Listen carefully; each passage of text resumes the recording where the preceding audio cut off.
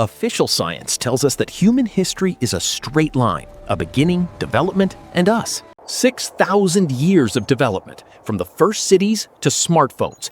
That is what we were taught to believe. But there is a document that crosses out this timeline with a single line.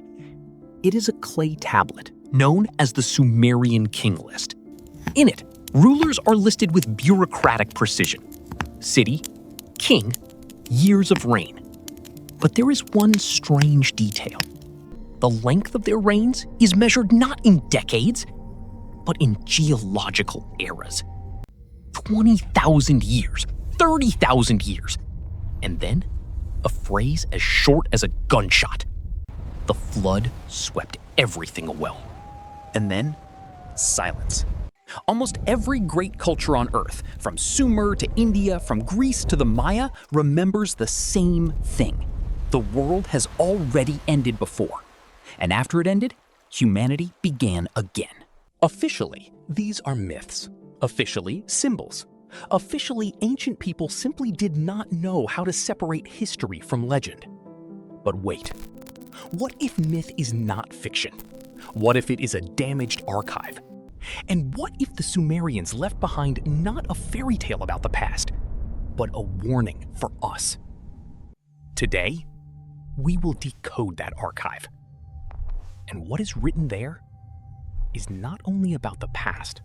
Imagine you are in a museum, but not the kind filled with lines of tourists holding iPhones. Imagine an empty hall. Your footsteps echo off the cold floor. Behind the glass, not gold or diamonds. Fragments of pottery, bronze knives, seals. Objects we call artifacts, although to us, they often look like old trash. We walk past them because clay does not look dangerous.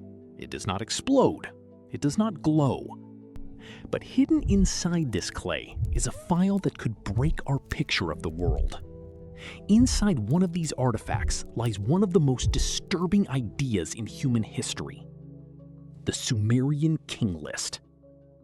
At first glance, it is just a list of rulers: city, king, years of reign. Exactly the kind of text historians love: dry, bureaucratic, convenient. But from the very first lines, this text breaks reality. After kingship descended from heaven, the first city becomes Eridu. The first kings do not reign for years, they reign for almost geological epochs. One reigns for 28,800 years, another 36,000. In total, before the flood, there are 8 kings in 5 cities who rule for 241,200 years. And then, the text cuts off that era with one short phrase. Then the flood swept everything away. And this is where the first trap begins. The easiest thing to say is, it is a myth, it is fiction. Ancient people loved story. It is easy to write it off as their naivete. Maybe. But then another question appears. Why did they exaggerate so systematically? This is not a chaotic tale where one king rules for 1,000,000 years, another for 3 days, and another for 100,000. No, the text has structure. Before the flood, impossibly long reigns. After the flood, a gradual shortening. First, thousands of years, then hundreds, then historical kings with much more realistic reign lengths. As if someone left us not a list of people, but a graph of decline. A graph carved into clay so that we would see the structure before it was too late. And if this really is only a symbol, then a symbol of what? The Sumerians were not naive savages who accidentally scratched strange marks into clay. They were people who created one of the most powerful early civilizations. They built cities, they kept records of grain, they wrote legal and administrative texts, they developed mathematics, they worked with calendars. Their numerical system influenced even the way we count time today. 60 seconds, 60 minutes, 360 degrees. And it was they who wrote down a phrase that sounds almost like an instruction for a civilizational cycle. Kingship descends from heaven. Cities rise. But at the peak of civilization's flourishing, A flood erases everything. Then kingship descends again. And now comes a very important point. The Sumerians did not directly write that other civilizations existed before us, but they wrote something perhaps far more dangerous. They described a world before catastrophe, a world after catastrophe, and the transfer of power, order, and memory through a rupture. And that is no longer just a legend. It is a model. But wait, the Sumerian King List is only the first fragment of this mystery. If it were the only strange text, we could set it aside and say, it is just a myth. Ancient people liked to exaggerate. But the problem is that in Mesopotamia, there is not one strange text. There is a whole group of them. Again and again, these texts return to one disturbing idea. The human world had already stood on the edge of complete reset. The first important example is the story of Ziusudra. Ziusudra is a Sumerian king who receives a warning about the coming flood. In this text, the catastrophe has already been decided in advance. The fate of humanity has effectively been signed. The seed of mankind is to be destroyed. But Ziusudra hears the warning. He builds a great boat, and he survives what becomes the end of the world for everyone else. And what matters here is not only that he survives, what matters is something else. In the oldest Sumerian tradition, there is already a plot in which civilization does not simply survive a crisis. It is erased by water, and life begins again through a few survivors. Later, this same memory returns in the Epic of Gilgamesh. Gilgamesh, the mighty king of Uruk, searches for immortality. He wants to defeat death, to understand its secret, to find the one person who crossed a boundary inaccessible to all others. And he finds Utnapishtim, the man who survived the Great Flood. Utnapishtim tells him a story that sounds very familiar. The gods decide to destroy humanity. One of the gods warns the chosen man. He builds a ship. He takes life with him. He survives the catastrophe. And after the waters recede, a new world begins. So what we have before us is not one random Sumerian text. We have a chain of memory. First, Ziusudra. Then, Utnapishtim. Later, other versions of the flood story that will spread through cultures and religions. But the most disturbing file from the Sumerian archive is the story of Atrahasis. Here, the reason for the flood sounds almost absurd, even wild. There were too many people, and they became too loud. Their noise rose up to the gods. Enlil, the supreme god, could no longer endure this endless human uproar and decided to destroy humanity with water. At first glance, it is a fairy tale. The gods cannot sleep because humans are too noisy. It sounds almost naive. But try to remove the ancient mythological shell. Try to look at this story through the lens of the modern world. Humanity has grown too large, too energy hungry, too heavy for the planet. This is no longer about gods losing sleep. This is about systemic overload.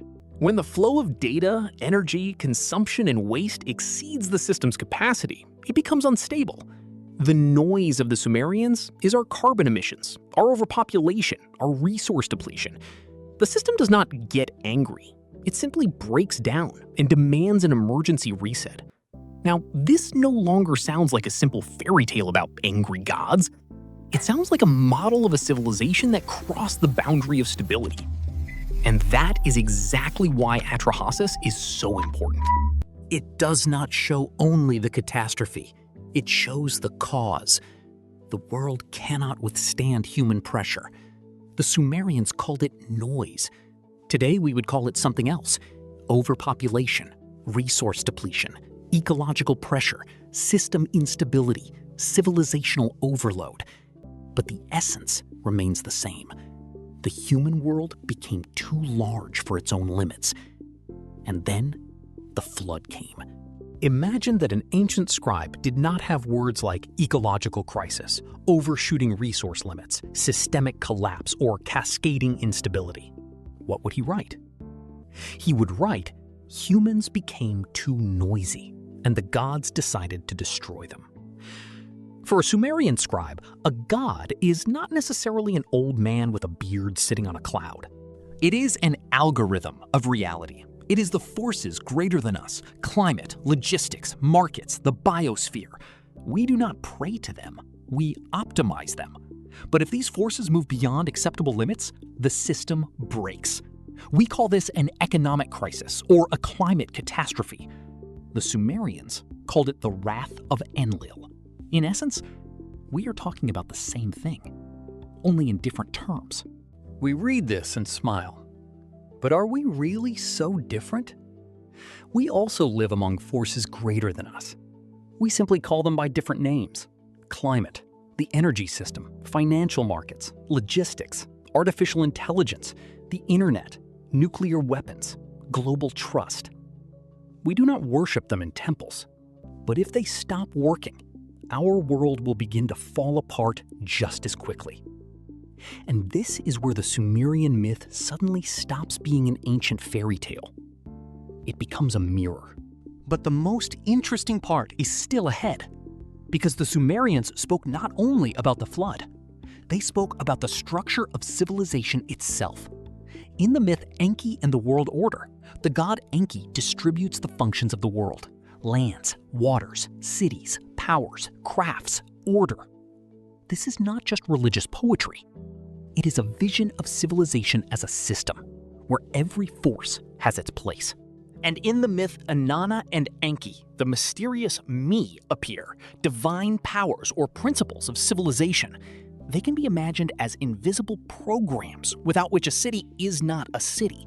Authority, crafts, rituals, art, social roles, knowledge. In the text, Inanna receives these divine powers and brings them to Uruk. And this is where it becomes very interesting. Because for the Sumerians, civilization is not only walls, temples, and canals. It is a set of invisible codes, rules, roles, memory, crafts, language, rituals, knowledge, order. Look at modern America. New York, Tesla, Wall Street. These are only the facades. Real civilization is held together by the invisible. Data transmission protocols, banking authorization systems, GPS coordinates, server architectures, credit rating algorithms. Imagine that tomorrow, these digital codes disappear. The clouds dissolve.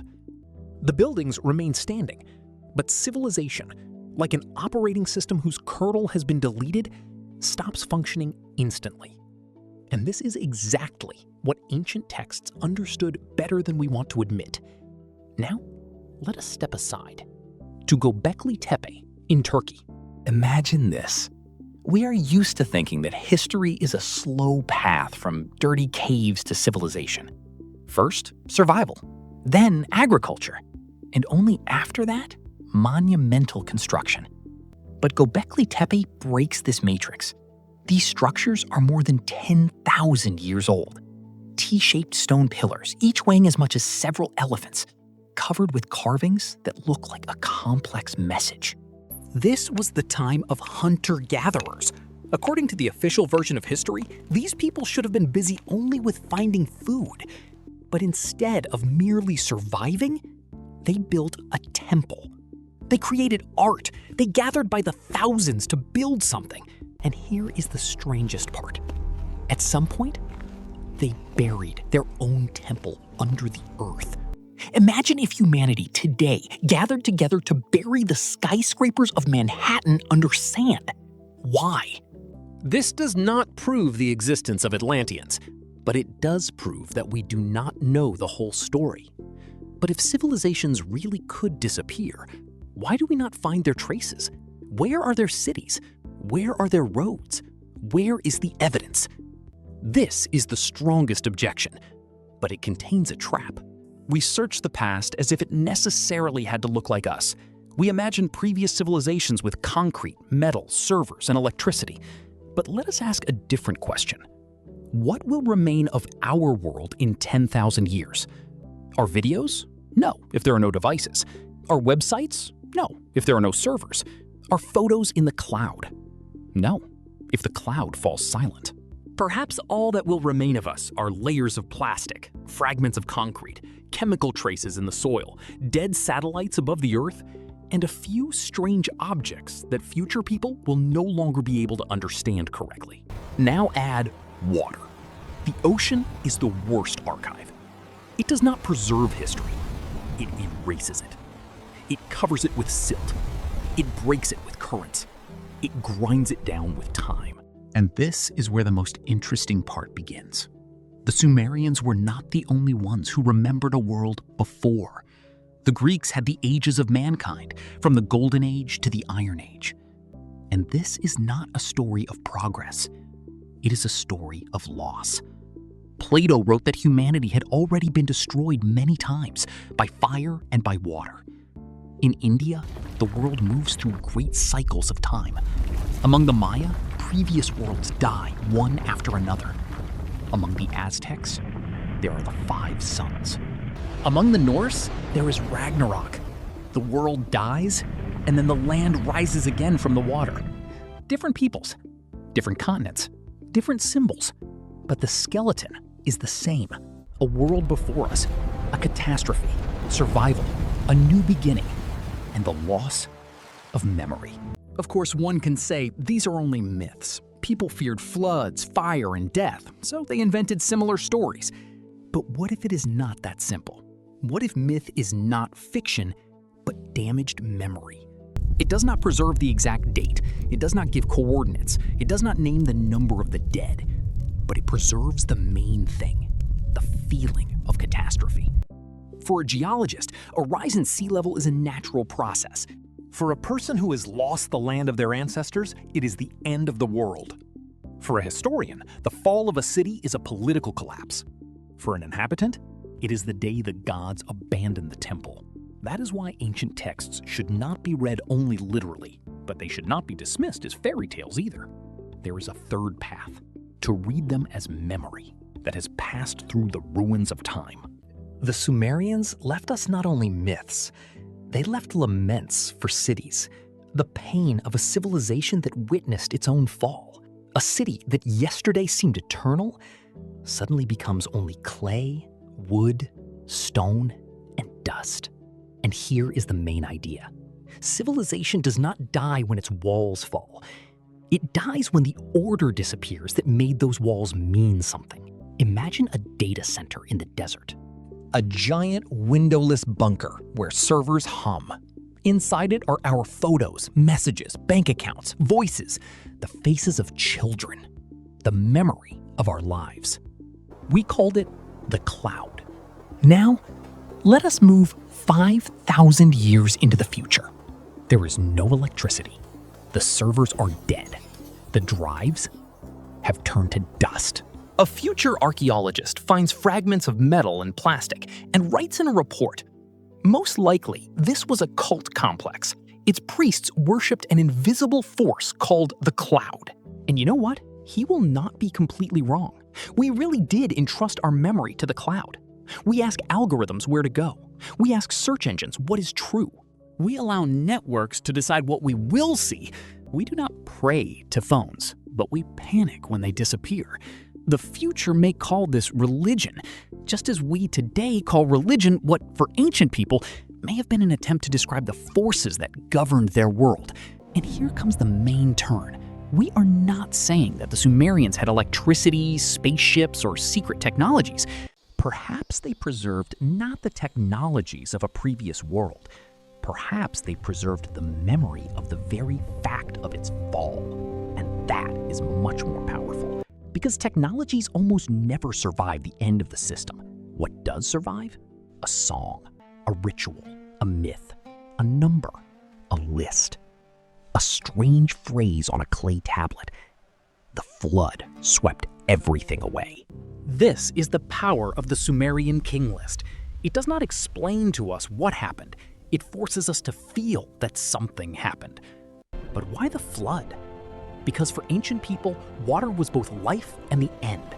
Sumer stood between the Tigris and the Euphrates. Rivers gave fields. Fields fed cities. Cities gave birth to scribes, kings, temples, and laws. But that same water could erase everything. A flood does not ask whether you are a king. It does not read laws. It does not respect temples. It simply comes. For us, the flood may look different. Not a wave, but a blackout. A cyber attack. The collapse of the financial system. War. Information collapse. The silence of servers. Our flood may not come as water. It may come as silence. And then the question becomes more frightening. If our civilization fell, what would remain of us in 4,000 years? Future people might call our airplanes heavenly chariots, our screens black mirrors, our internet the web of the gods, our data centers temples of memory, our rockets towers that threw fire into the sky, and we ourselves would become myth. That is why it is dangerous to laugh at myths, because myth is what any civilization becomes after context is lost. We are used to seeing ourselves as judges of the past.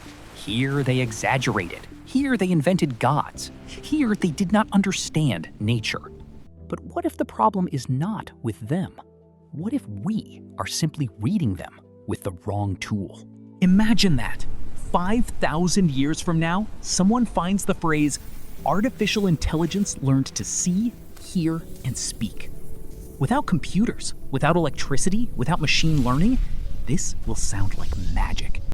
Or the phrase, millions of people lived in the cloud. A future reader might take this as a religious text, but we know it is a technical metaphor. So why are we so certain that all ancient gods are only fantasy? Perhaps some gods are metaphors for forces. Some are images of power. Some are memories of catastrophes. Some are attempts to describe knowledge whose explanation had already been lost. Ancient texts do not necessarily prove alternative history, but they can show places where official history still has dark zones. And one of those zones is time. The Sumerian kings before the flood reigned for tens of thousands of years. Literally, this is impossible. But what if long life meant not the body, but the duration of a culture? Before the catastrophe, knowledge was not interrupted. Tradition did not begin from zero. Cities did not vanish. Memory lived longer. Then a king who reigned for 30,000 years may have been not a person, but an epic. And then the text stops being absurd. It becomes deeper. Because civilization is not buildings. Civilization is memory that has not been broken. We have more information than any culture in history, but almost all of it is stored in fragile form. A Sumerian clay tablet lay in the ground for 4,000 years, and we can read it today. But our photos can disappear because of a lost password. This is our paradox. We are the most informed civilization in history, but our memory is one of the most fragile. Every civilization has a moment when it seems invincible to itself, when all cities are connected, when all systems are synchronized, when everything is optimized, when there is no extra reserve because reserve seems inefficient. That is when the system looks strongest. And that is exactly when it may be most fragile. The Sumerians feared the flood. We should fear systemic failure. But the Sumerian texts do not say everything is meaningless. They say something else. Order has already fallen before, and yet something remained. Clay, numbers, myths, laments for cities, and a warning. The Sumerians did not leave us a map of a previous civilization. They did not give us the exact date of the end of the world. They did not write instructions for survival. They left something stranger. A list of kings who cannot be kings. Numbers that cannot be years. A flood that cannot be just a line in a text. And a phrase that sounds as if it was written not for their contemporaries, but for someone very far away. The flood swept everything away. Perhaps it is a myth. But if a myth survived 4,000 years, it is no longer merely fiction. It has become a container of memory. And now this container is open before us. We can say it is just a legend. We can laugh, close the tab, move on. Or we can ask a more frightening question. If different cultures remembered the same motif in different ways, perhaps they were warning us, not only about the past, Perhaps they were warning us about the shape of time, about the fact that civilizations do not rise upward forever. They rise, they become more complex, they forget their limits, they fall, and they leave myths behind. We are used to thinking that history is an arrow flying only forward. But what if we are not the peak of that arrow? What if we are only another iteration of a cycle that has already happened before us? The most dangerous thing is not war, not crisis, not catastrophe. The most dangerous thing is our confidence. This time will be different. The Sumerians may have thought the same thing while building their temples. The Romans may have thought the same thing while building their roads. We think the same thing while staring into the light of our own screens. But perhaps we are not the exception. Perhaps we are the continuation of their path.